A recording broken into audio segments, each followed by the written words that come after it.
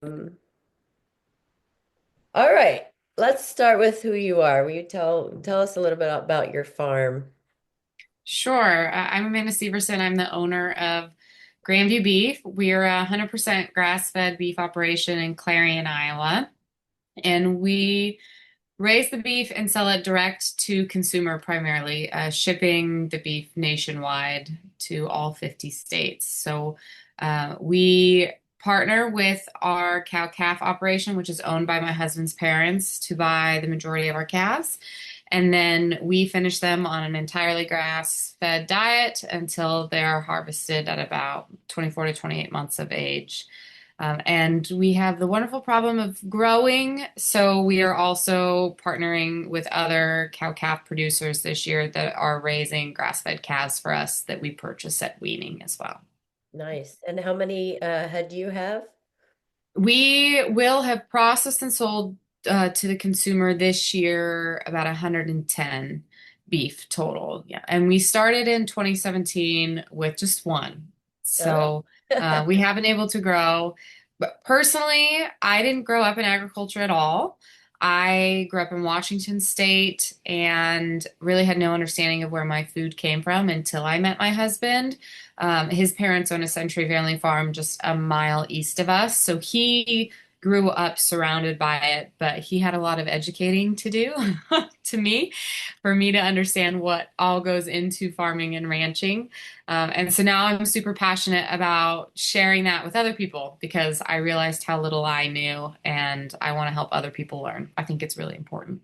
Yeah. All right. So similarly, we have similar backgrounds, sort of, somewhat. I grew up on the East Coast, but I was a food and agriculture reporter. I was living in San Francisco, but I met my husband, who was born and raised here in Iowa on a farm growing primarily corn, beans, some cattle, and they had one of the first hog facilities in the country here.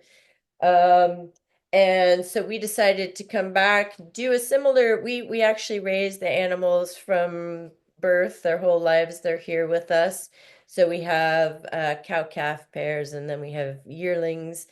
And we end up having about 30 a year that we mostly sell direct to consumers as well and a little bit of wholesale. So um, a little bit The similar. Iowa Farm Boys got us both. Yeah, exactly. Um, so yeah, what were some of the biggest surprises about how animals were raised that you learned and then maybe you all are doing differently? Yeah, I think that I was under the assumption that meat came from the grocery store.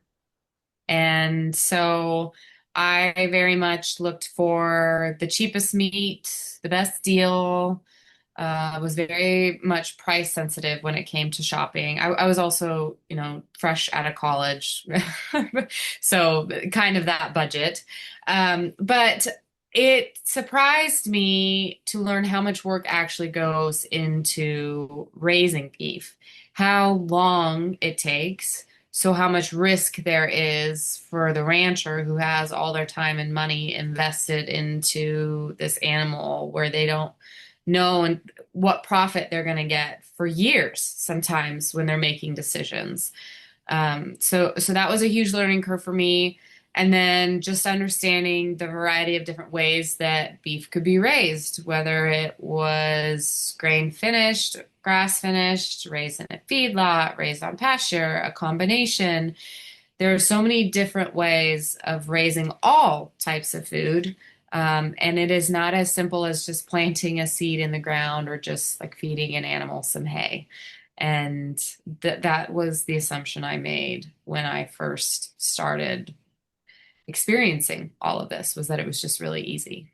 And it's not. Yeah.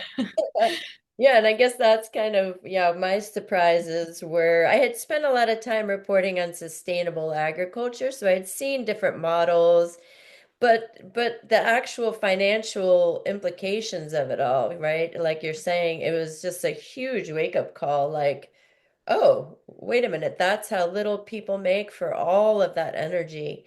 And I guess also for me, a big surprise was, yeah, the vast differences between grain finishing where a cow maybe just like kind of, if not stationary in a small area, as opposed to grass finishing, how they're moving, moving, moving. We have to move them every day and all of the labor that goes into that.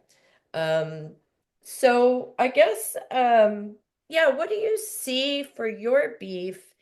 What would you like people to know when they're purchasing it and what the kind of the difference is between that cheapest Best Buy at the supermarket?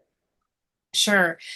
So one of the biggest things that we're always educating on is there's a lot of bad connotations or perceptions with grass finished beef.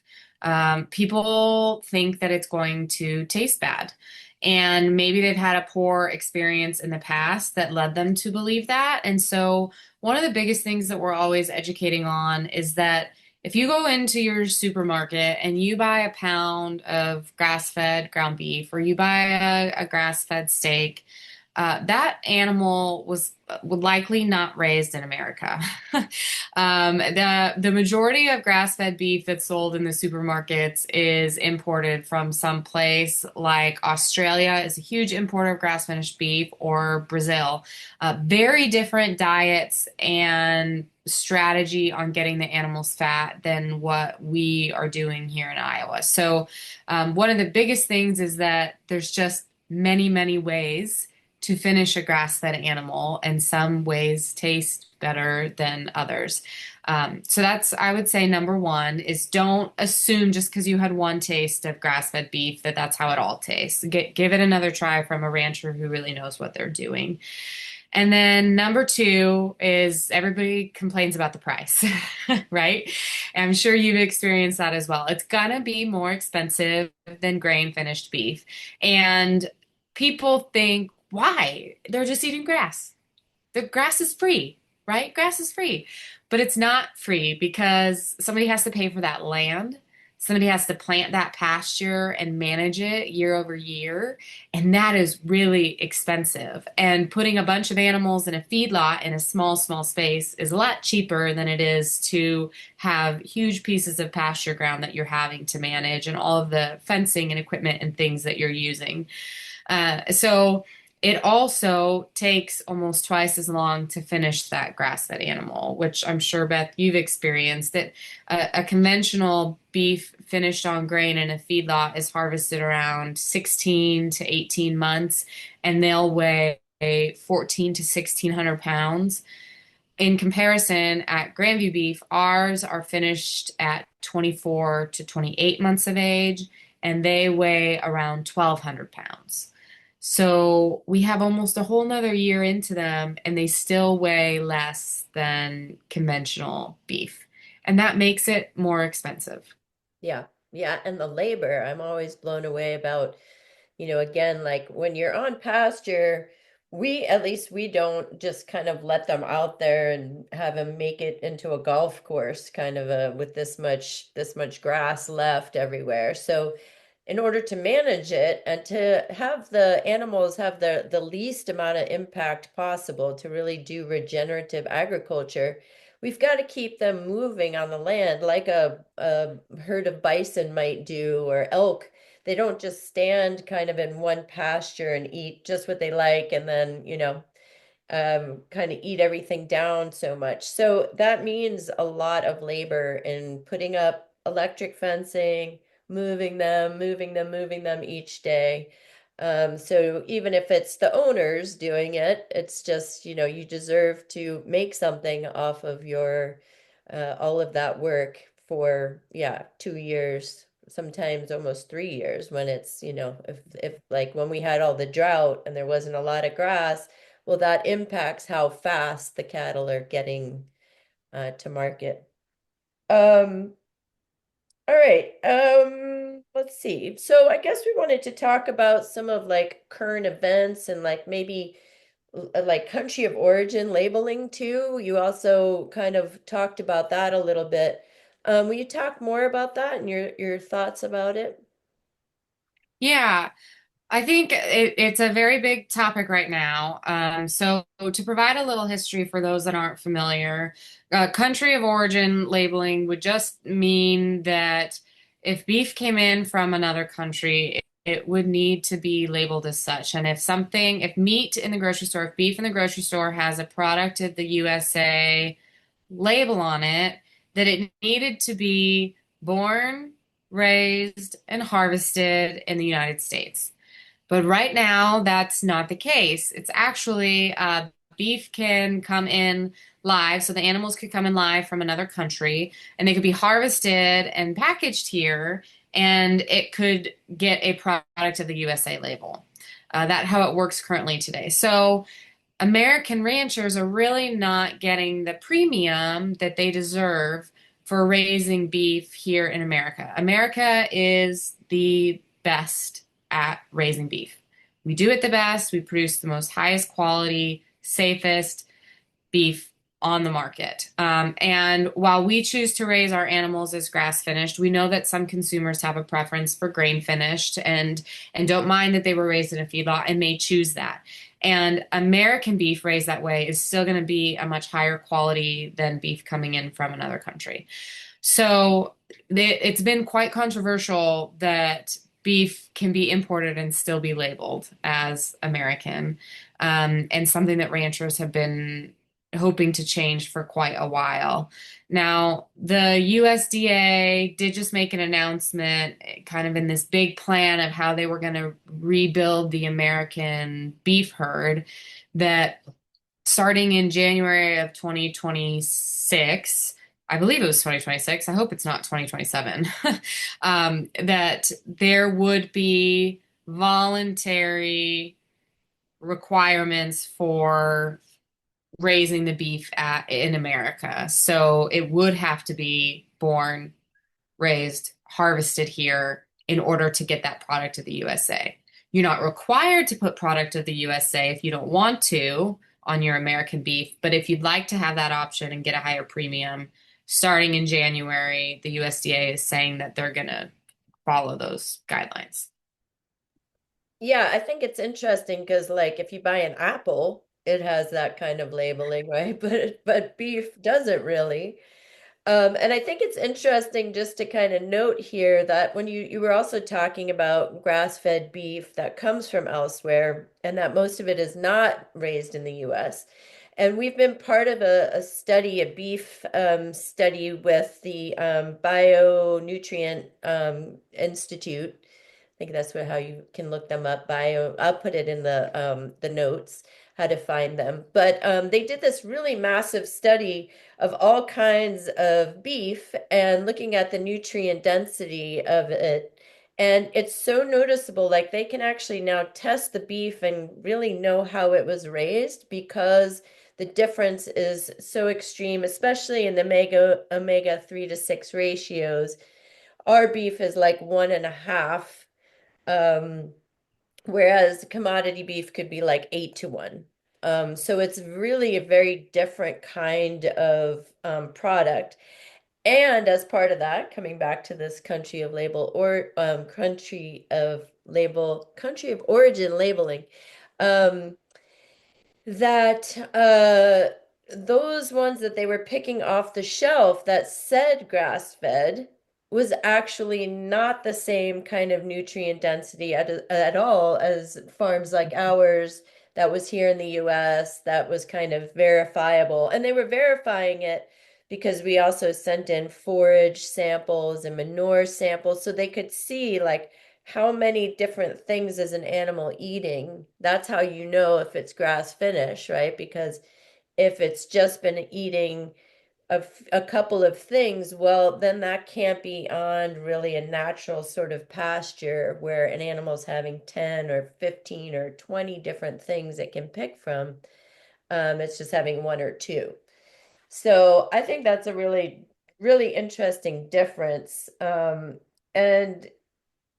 so I'm looking at my notes, what other things we want to touch on.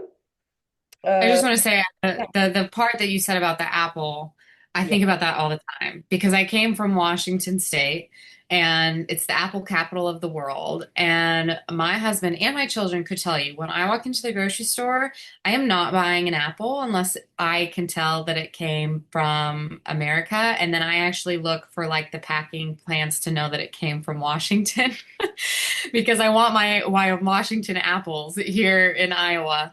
And people should have that choice when they show up and they're choosing their steaks. Like, do I want Brazil? Do I want Argentina? Do I want Australia?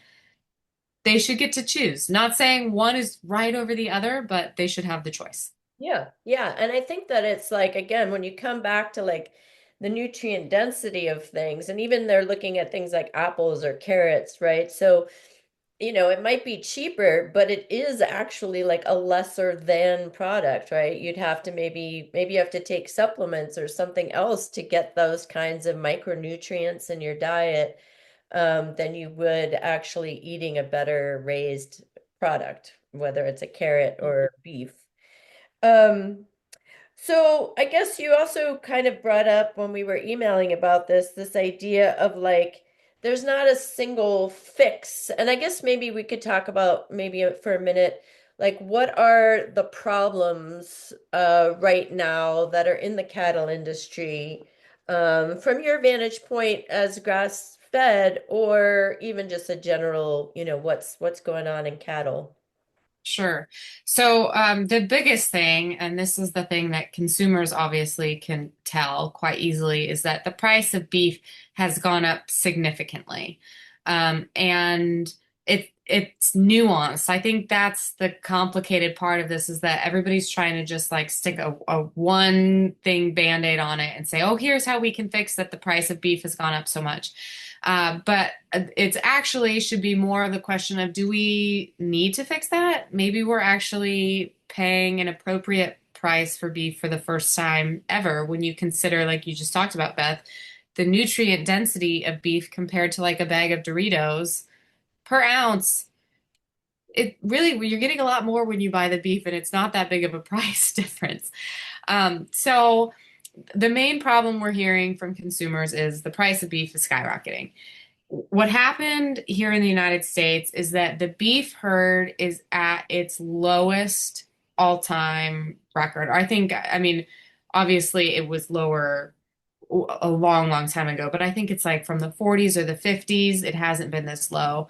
And it happened because of drought in the West, and people had to shrink their herds.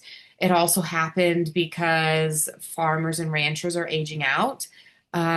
This is not an easy job, and you don't make very much money. So to convince a daughter or a son to come back to scrape by and work their entire lives is very hard to do. So people are phasing out of their cattle operations, and so the beef herd is just shrunk. And as a result, there's less cattle to buy. And so the demand for beef is increasing. We're seeing this change in the consumer where they're realizing, wait, red meat isn't bad for me like I thought. It's actually really good for me. And protein is king. And so I'm going to buy more beef. So even as the price of beef has increased, the demand for the beef has increased. And it really hasn't hit like a ceiling yet where consumers have said, this is too expensive. I'm not willing to pay. They say that in interviews, but when you actually look at the data of how much beef is being purchased, it's still in high demand. So that's the problem that consumers are seeing. From the ranching side, us buying calves from our family's cow calf operation, we pay market price for that. We're paying more than double what we paid when we first started. That's how much the price of the calves have changed. And so it makes it hard for a business like us to scale because those calves are so expensive and we have to turn around and figure out how much we have to raise our prices for the end consumer. And there's many ranchers out there that are experiencing that same problem of, well, I want to grow my herd, but I can't afford to buy more cattle because the cattle prices are so high. So those are kind of, I mean, I would say some of the two biggest issues that are going on, and why they have suddenly become so big in the news is that Trump did make a statement that he was going to buy Argentinian beef to lower the beef prices for consumers. And that made a lot of ranchers upset because it really won't solve the problem. And also, those ranchers are finally getting paid a fair wage where maybe they can take a salary, not work a second job in town, afford health insurance. So to have the president say that he was going to try and lower the price of beef when finally ranchers are getting some money for it Yeah, was and yeah, a hard fight. exactly. That's exactly, it's like you look at the price of everything else this year, corn, beans, hogs, the main Iowa foods, eggs, even at a farm level, and farmers are not getting anything. They're losing money on most of those products. So right, like you're saying, I mean, finally beef is priced at a level where farmers are making money. And I guess it's interesting when you say that. It's like it depends on how you see the problem. Is the problem that consumers have to pay more, or is the problem that farmers typically don't make enough on their product that at the farm level, even if you're purchasing products at a higher cost in the supermarket, like let's say over COVID, that wasn't translating to more money at the farm gate. Like farmers weren't making that money. All of that money was being siphoned up into huge multinational companies, really were the ones that were making the money. So, is it a problem that there's less beef in the country? I don't even know if I would categorize that as a problem. And the solution being, well, just kind of flood the market with cheaper product means that, now all of the prices sink for farmers, not for consumer. I mean, I guess consumers sometimes, I mean, most studies say that once prices go up, they don't actually really come back down. Maybe a couple of cents, but they don't actually, we haven't seen after COVID prices like really go back down. So it's a really tricky thing, when you're talking about especially this kind of production where you're really giving time and attention and thought into what you're doing to produce the absolute highest quality possible, to then be thinking, well, am my price is going to be kind of driven down as well. Mhm. Yeah, and I think you bring up a really good point with the Packers that I failed to mention, which is that yeah, it's not even necessarily that the ranchers are making all of this money. When you go to the grocery store and you buy a $8 pound of ground beef, it's not the rancher that's seeing that profit. It's the Packers. And to provide like a concrete example of kind of what's happened and why this was really hard when the announcement was made that they were going to bring in Argentinian beef is let's say you're a rancher, you got a cow pregnant, you had a bull, cow's pregnant, carries it for 9 months, has the calf, then you raise the calf for 6 months and it's weaned, and now it's your day to take it to your local sale barn. That's where the majority of cattle would go to be sold if you're not selling direct to consumer like Beth or I. And you take that calf to the sale barn and you've been watching the cattle markets and you see that you're finally going to make some good money on that calf, and then an announcement is made the day before about bringing in Argentinian beef, and the market goes way down. And you've had over a year of work into this cap, and just in one day and one statement, it goes down, and you don't get as much money. And that's the kind of volatility that a rancher is exposing themselves to. And I think that's personally why us with Grandview Beef, we chose to want to sell direct to consumer because we didn't want to be susceptible to those market swings and have that outside influence for what we were going to get paid. But absolutely, if they are going to continue to bring in more beef and have it imported, Australian grass-fed beef is always going to be cheaper than what we can provide. There's just no way we could ever match that price. And we see that like we're running projections right now for a beef stick.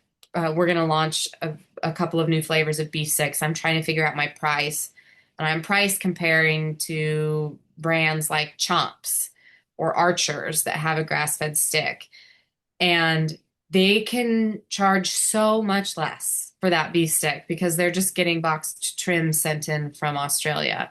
And probably if you studied the nutritional analysis of that, it would not be compared to what we're raising here, Beth, you and I in America, rotationally grazing on good forage, healthy soils.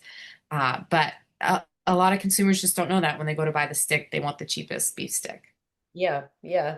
And I guess too, a lot of ranchers are lucky if they even have a sale barn anymore. A lot of it's just done through contract. And I think you don't have any leverage when you have just that one buyer. And that's, they can say, well, the market just really dropped, so we're only paying X amount, and you're stuck because you don't really have a place to take it to. I mean, I think that there's really so part of what the government has tried to do is try to make us have to have a certain amount of sale barn sales so that it would reflect what the going rate is on any given day. But yes, like you're saying, that can totally undercut a rancher at the last minute. Um, yeah, so I guess we'll just finish up by saying, like, what else is there anything else you'd like people to know about what you do and how you raise the animals? Yeah, I would just to end that piece about what's happening in current events today. I would just say I'd really caution anybody to like think that there's one solution to the problem. It's not a Band-Aid fix. We have the lowest number of cattle in America that we've had in a long time, and that we can't change that quickly. Like that is not just something that we can easily fix. It's going to take time. It's going to take investment in herds. It's going to take good weather that enables cattle or ranchers to have the cattle because they have the forage available. So, just cautioning people that beef prices are probably going to remain high, and there's no easy band-aid fix of bringing in more beef from somewhere else that's going to solve that problem. It is worth it to buy quality USA raised beef, and it certainly means a lot to the ranchers when you do it. And the best way to know how your beef is raised is to talk to the human being that raised it. If you're uncertain about what kind of beef you should buy, how it should have been raised, then just go talk to a rancher about it and you'll learn a lot from it. Yeah. Um, for us, what I would say is just that we are super passionate about continuing to raise the best quality grass-fed beef that we can. We're excited to see some of the nutritional stuff coming out and the studies that are showing that there's a difference because we've been asked that question for so long and we really haven't had the data to back it up, and now we really do. So we believe that if we can have healthy soils here and we can practice regenerative agriculture, rotationally graze the cattle, rotate in the types of crops that are growing on our ground, so there's soil biodiversity, all those things just lead to a higher nutritional content in the beef and a better product for the consumer. And we really believe that's worth paying for. Yeah, I agree. And, I guess on our farm too, something that's a little bit different is just that John was trained as a chef and it was just chef for many years and then was a butcher. So we kind of think about it in terms, I like to say he does meat counseling with our customers because people can call up and say, well, what do I do with this? Or when they go over the cut sheet when they're getting their beef, they can select exactly what they want. And he kind of talks people through, how thick do you want your steaks? Do you eat roasts? How much, ground beef do you use? So I think it's also something to think about is when you buy directly from a farmer, and especially if you buy like a quarter or a half beef, you get it done exactly as it suits your family's needs. And if it's more expensive, well, maybe we shouldn't be eating beef at every meal. We're very open about the idea of having less, better raised beef. It's just it makes more sense maybe for the planet, for us, for our health and all of those kinds of things. Too much of Yeah. a good thing is not still a good thing sometimes. Yeah. And I think sometimes people get overwhelmed when they think of making a switch from buying meat in the grocery store to buying direct from a rancher, and they worry about what that's going to look like for their monthly budget. And I think, as with all things, as you're making a change, you don't have to so drastically jump in and do everything all at once. Like if you decided to suddenly change your grocery shopping from doing all of it at Walmart to buying everything directly from a local farmer or rancher, that is going to be hard. It's going to be hard on your budget, but just pick a few things that you really want to focus on. Maybe it's meat and eggs, or maybe it's bread and meat, or whatever those things are, and just try it a few times. Buy 1 pound of beef from a rancher and try it and see how it compares to the grocery store. You don't have to make this drastic change. Just trying it little by little makes all the difference. And then you can slowly adjust your budget accordingly. And I think then you really see the benefit of it. And it makes it very hard to go back once you have tried it and seen how much better you feel eating local food. Yeah, I agree. And it's like it's strangely when you buy, a half beef, a quarter beef or something like that, which you might not jump into initially. I hear you what you're saying, but like it's a lot cheaper actually because if you're paying, let's say even eight, nine, $10 a pound for all of that different beef, you're getting your tenderloins for that amount of money as well as your ground, so you're not paying $35 a pound for a tenderloin anymore. All right. Well, tell people where to find you and where can they find you online? Sure. So our website is grandviewbeef.com, and we do ship nationwide to all 50 states. You can buy as little as 1 pound of ground beef all the way up to, we can ship up to 50 pounds at a time. We do typically do quarter halves and whole beef, but we are sold out for 2026 and have a waiting list. So if you are interested in 2027 beef for shares, you can certainly reach out to us on the website. And then on Instagram, so we really want to share transparently about how we're raising the beef. We want to take people along. Like I said at the beginning of this, I didn't grow up in agriculture and I didn't know how any of this worked. And I asked a lot of questions to learn. So we love having people on the Instagram that haven't had a background in agriculture that ask us questions, because that's how you learn. And we want to be there to help you do it. So on Instagram, it's at Grandview Beef. And yeah, we hope that you'll find us there and follow along as we do all the things. We have some cows arriving today. We're getting into breeding stock for the first time. So if you hop on later today, you'll see our new cows. Yeah.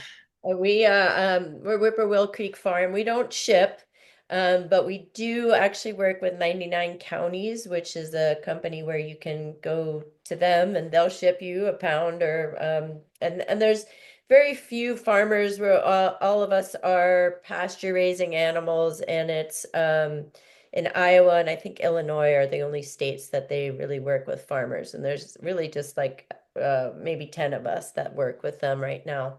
And you can find us at iowa-farm.com is us online. And then We're on Instagram as well. We're just calving. We fall calf now, so we have our calves. There's some cool photos of those little guys out there too. But well, thanks, Amanda, so much for talking with me. It's great to finally meet you. We had never met before this interview, so I really appreciate you taking the time. Yes, thank you for having me.